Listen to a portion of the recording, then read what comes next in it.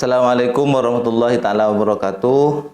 Waalaikumsalam warahmatullahi wabarakatuh. Selamat siang sahabat Pamator. Lama sudah kita tidak berjumpa di podcast IST Anokoya. Pada kesempatan siang hari ini kita kedatangan salah satu tamu. Beliau adalah Bapak Ahmad Kholis selaku Ketua Program Studi Kimia, ya Pak? Ya, kimia. Nah, langsung kita sapa beliau. Bagaimana kabarnya, Pak? Ya, alhamdulillah. Sehat ya, Pak? Saja sehat. Pertama ini, Pak, langsung ke pertanyaan. Mungkin bisa dipaparkan terkait dengan perjalanan ataupun biografi Bapak sendiri selama menempuh kuliah, ya, hingga kemudian bisa studi di jurusan kimia atau S2, ya, S2. Nah, itu mungkin perjalanannya perlu diceritakan, Pak, biar penonton ini juga tahu bagaimana perjalanan Bapak hingga bisa S2 di jurusan yang sains, kira-kira. Ya.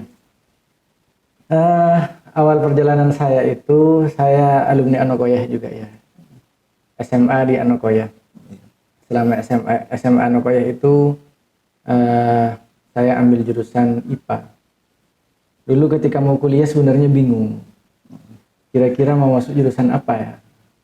Tapi mikir-mikir itu, saya sudah terlanjur ambil jurusan IPA. Masa iya ambil jurusan agama, kan nggak nyambung kan? Oh iya, sejak di Anokoya. Iya, sejak di Anokoya. Mau ambil jurusan IPS juga tidak nyambung. Akhirnya mau nggak mau ambil sains. Dulu itu masa saya kuliah, sains atau MIPA itu ya cuman meliputi matematika, fisika, kimia, biologi paling. Cuman di antara 4 itu saya timbang-timbang.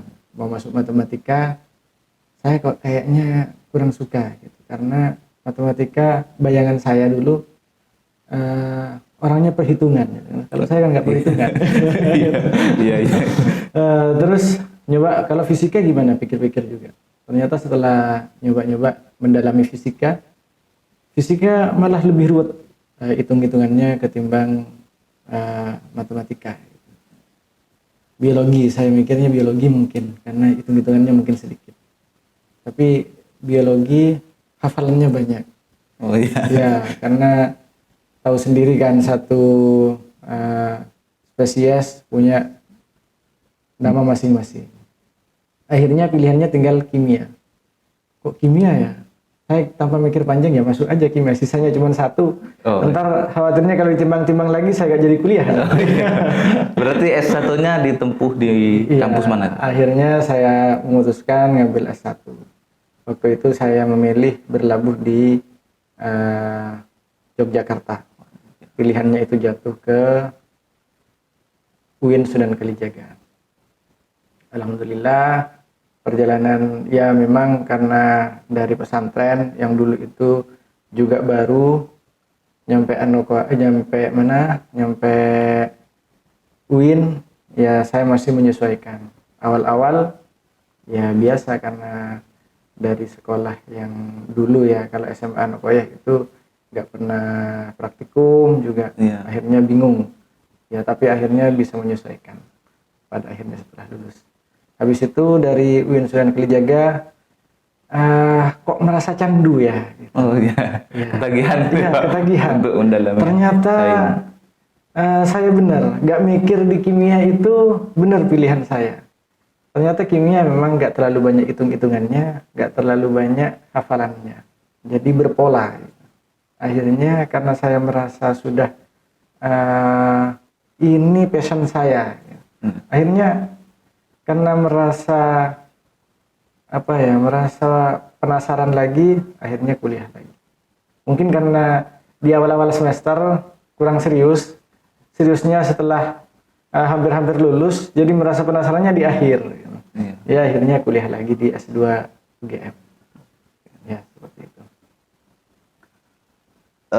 Mungkin ada pengalaman menarik, mungkin selama menjabat ya Pak, atau menjalankan amanah di Kaprodi Kimia IST Anokoya.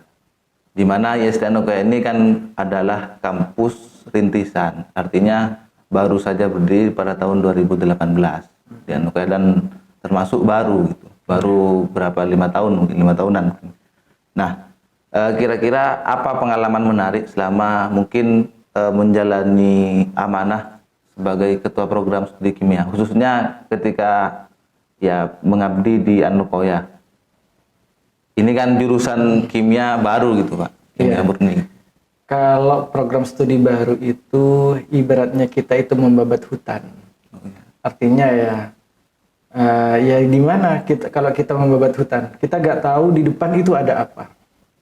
Ya yang saya alami ya seperti itu. Malah kimia itu termasuk di antara program studi yang lain itu termasuk program studi yang lebih mudah.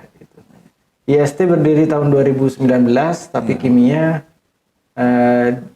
dibuka perkuliahannya sejak 2019. Ini lebih baru lagi dari yang lain.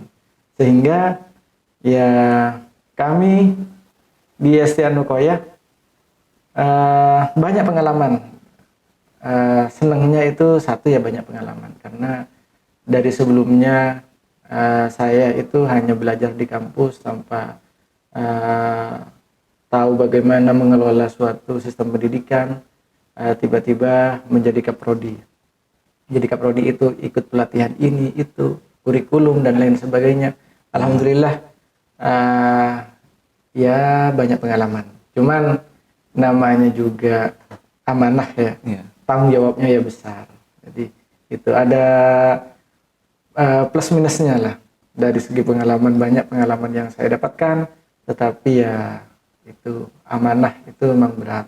Jadi saya juga terkadang khawatir kemampuan saya tidak bisa membawa IST lebih baik gitu. Jadi itu mungkin.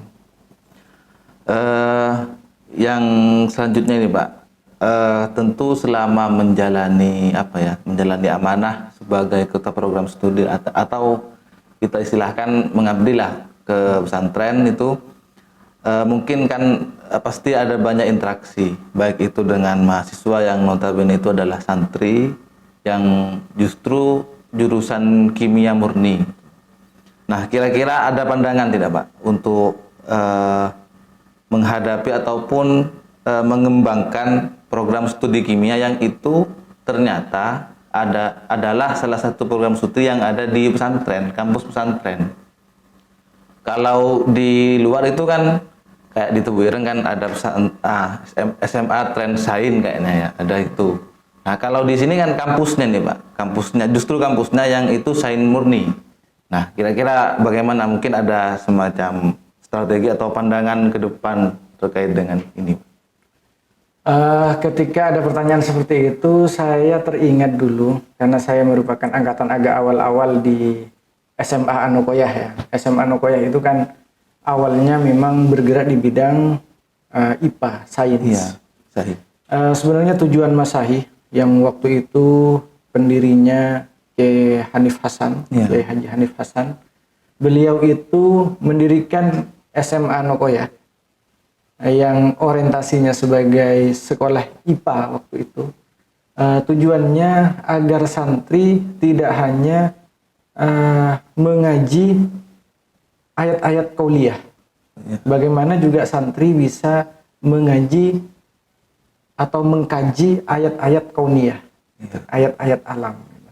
Sebenarnya kalau dari segi kemampuan antara kita ya, mungkin Madura itu termasuk pelosok, termasuk daerah-daerah yang ya bukan kota. Tetapi dari segi kemampuan secara pribadi gitu, kalau diasah santri itu mampu. Hanya saja terkadang asahannya yang kurang, lingkungannya kurang mendukung. Strategi saya bagaimana caranya, bagaimana santri itu bisa sama dengan mahasiswa-mahasiswa luar, ia membuat suasana yang nyaman, artinya nyaman untuk belajar sains. Terus juga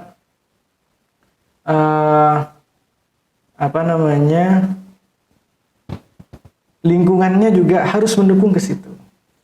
Artinya apa lingkungannya? Kita harus membuat ekosistem lingkungan yang nyaman untuk belajar sains. Karena sebenarnya kita itu sebagai orang saintis gitu ya. Sebenarnya pelajarannya itu dekat. Sekolahnya seorang saintis itu adalah alam. Mengamati alam. Kita sudah dikaruniai Tuhan itu alam di sekitar kita sudah lengkap. Apalagi Madura itu belum banyak yang tersentuh. Gitu. Kemudian selanjutnya tadi disampaikan sudah bagaimana ayat-ayat kauniyah atau kemarin juga sempat saya ingat pernyataannya Ki Hanif itu juga santri-santri yang sudah mendalam ilmu agamanya hendaknya mendalami sains. Itu karena mungkin itu sangat urgen juga itu, Pak. Nah, selanjutnya ini program studi kimia itu merupakan salah satu program studi yang ada di dunia pesantren. Kira-kira menurut Bapak itu apakah apakah itu bertentangan dengan dunia pesantren? Meskipun kimia itu juga beberapa ilmuwan kan dari barat itu termasuk juga Islam itu. Tapi apakah dalam penerapannya itu kayak misalnya penelitian, pengabdian atau apa mungkin yang itu mungkin apakah bertentangan dengan pesantren atau justru malah mempunyai nilai value atau nilai baik terhadap pesantren? Ya, saya teringat dulu ketika kuliah itu ada ada mata kuliah integrasi Islam dan sains.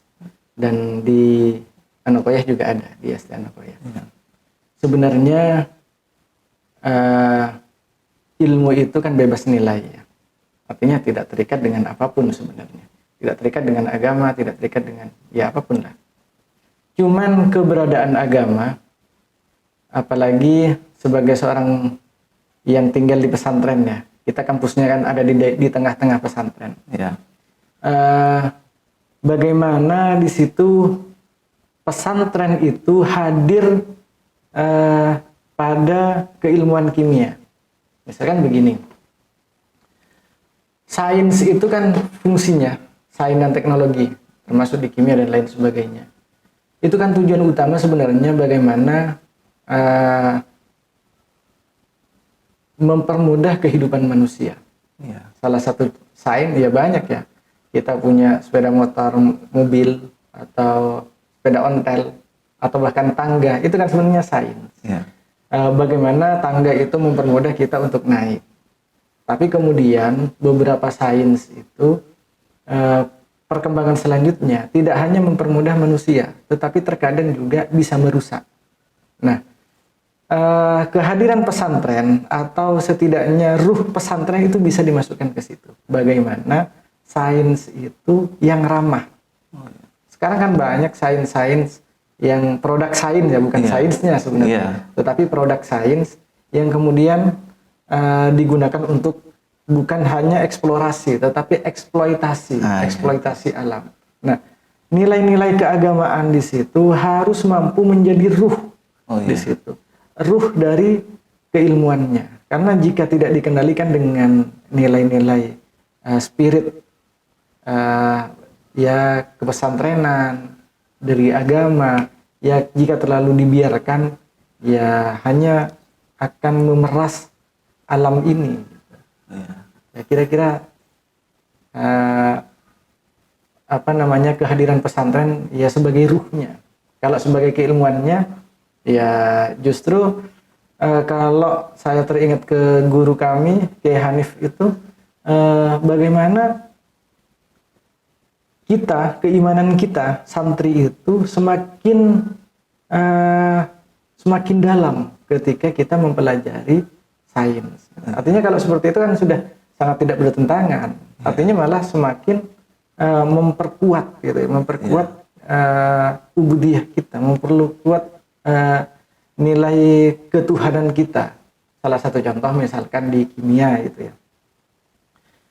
kenapa manusia itu bisa hidup? Itu salah satunya karena ada proses atau reaksi kimia dalam tubuh. Misal kita makan itu untuk membuat kita hidup sebenarnya. Kalau dalam kimia seperti itu. Kenapa? Karena ketika kita makan itu nanti makanan kita akan dibakar oleh oksigen, membentuk energi dan lain sebagainya. Nah itu sebenarnya jika kita resapi, kok bisa ya seperti itu? Karena ciptaan manusia itu tidak secanggih ciptaan Tuhan. Konversi energi dari bensin misalkan menjadi energi gerak, itu jauh lebih hebat bagaimana makanan bisa menjadi energi bagi manusia. Ternyata seperti itu. Oh, Tuhan ternyata lebih canggih daripada ilmuwan. Jadi artinya sains itu sangat mendukung. Lebih-lebih jika kita melalui pendekatan-pendekatan keagamaan. Terus selanjutnya nih Pak, kemarin saat pandemi atau corona itu virus COVID-19-nya, itu kayaknya dari SD Anokoya sempat mengeluarkan produk ya, yang itu kayaknya diproduksi dari prodi kimia gitu. Iya. Hand sanitizer kayaknya. Iya. Termasuk juga kemarin ada yang pengabdian pembuatan sabun. Nah itu mungkin bisa diceritakan Pak, bagaimana prosesnya ataupun kok bisa kemudian membuat produk itu. Ya sebenarnya itu di kimia itu ya, di kimia hampir semua bidang itu bisa dimasuki oleh kimia. Termasuk kebetulan kemarin ketika pandemi, ketika kami di prodi kimia itu melihat kok ini sekarang hand sanitizer itu menjadi langka. Iya. Nah, bagi orang yang tahu ilmunya, hand sanitizer itu hal yang mudah sebenarnya. Bagaimana membunuh kuman menggunakan alkohol di situ. Prinsipnya seperti itu. Perkara bahan yang lain-lain itu hanya sebagai tambahan. Ada yang sebagai pelembut, ada yang sebagai pewangi dan lain pengharum dan lain sebagainya. Kemudian karena kimia ya untuk membuat larutan dan lain sebagainya itu sudah kerjaannya kimia ya, artinya sesuatu yang tidak asing lah bagi kami. Dengan begitu kami merasa terpanggil. Ini sebenarnya mudah dilakukan, hanya saja orang tidak bisa karena tidak tahu ilmunya mungkin, bukan tidak bisa. Kalau dipelajari, saya yakin itu sangat mudah. Akhirnya kami sepakat bersama teman-teman di kimia, bersama-sama dosen dengan mahasiswa, mengabdikan ilmu kami. Ya salah satu pengabdiannya membagikan hand sanitizer khususnya di daerah Interan Anokoya. Gitu. Itu panggilan hati karena merasa itu bidang kita. Gitu. Kalau kita tidak mau berbagi di situ ya kapan lagi? Waktu itu mikirnya seperti itu. Apalagi waktu itu sebenarnya umur kimia itu masih muda ya. 2019, corona itu 2020-an. Itu memang hangat-hangatnya kami untuk untuk melakukan sesuatu. Gitu.